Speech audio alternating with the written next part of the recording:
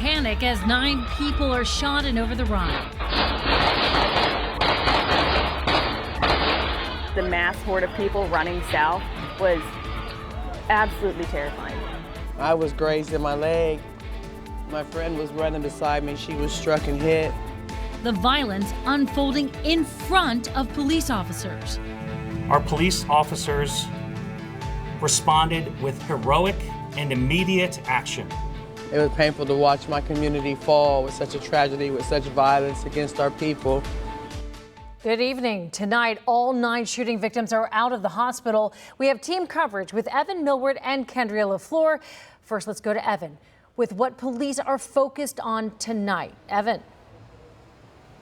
And Tanya, tonight police say that they are looking for the person they watched open fire right here at Main and Woodward around 1:40 this morning. An officer fired back at that person, and then they heard someone else open fire further down Main Street at that time.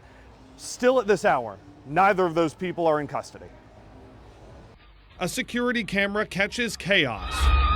First screams, and then gunfire as people run down Main Street.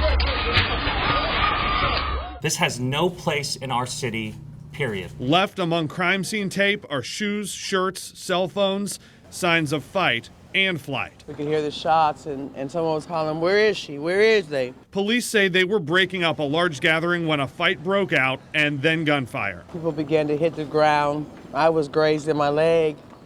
My friend was running beside me. She was struck and hit.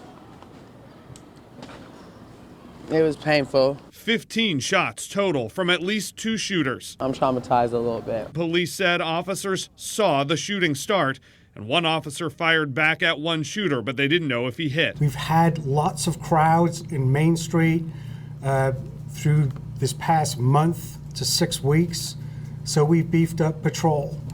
So it's important to know that this happened in front of officers. Our officers acted without hesitation. They acted precisely. They were diligent in what they did, courageous. They're in uniform, they're on the street, and despite that, gunshots ring out. 8 men and 1 woman got hit. They range in age from 23 to 47 and are all now out of the hospital. It was one shot like 5 times, and after that it was like six more shots after that. Eugene Fairbanks and his friends hit the ground. I ran up to one of my friends, he was shot in the leg. It was just crazy. As the sun came up Sunday, it was time to clean up and take stock. The people that live in OTR, the people that live around Main Street, the owners of the business around there do not deserve this. They don't deserve this. And it's a very few that make it bad for everybody. This block right here, we use, we like a village around here. This nonsense shooting, they don't need to be down here. This is not on Main Street. Main Street is nothing but fun, partying. Those 9 people who were shot went to the University of Cincinnati Medical Center by ambulance and, Tanya, in some cases, any car they could get into. Police told us today officers who were already on scene were using their tourniquets that they have to try and tend to them while they could find them a car to get into.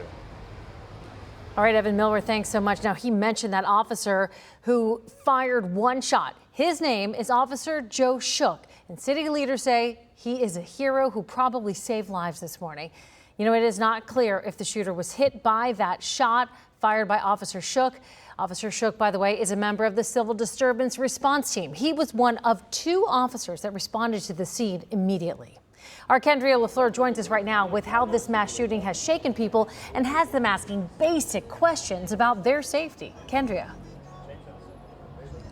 Yeah, as we've shown you, people ran for safety as they heard gunfire, many of them seeking refuge at nearby businesses like here at the Hub. And tonight, the owner has a message for people using guns. Absolutely terrifying. When shots were fired along Main Street, people ran for cover. This surveillance video shows people seeking shelter at the Hub.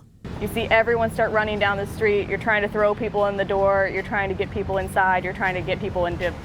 People are just trying to go wherever they can. They want to get out of the line of gunfire. Owner Lindsay Swaitner says it's not the first time gun violence has affected this area. We've seen too many incidents of violence in such a short period of time. I can name 3 that I've seen in the last month. I had a gun pulled on me like a couple weeks ago. She's now calling for change. It's that type of terror of, what if I would have walked home at that moment? What if I would have left earlier? And then that's where it goes into this spiral of mental health issues that, I think that we need to start addressing. She's not alone. It's a sad thing to wake up to. It's a big area that everyone goes out in. It's the area.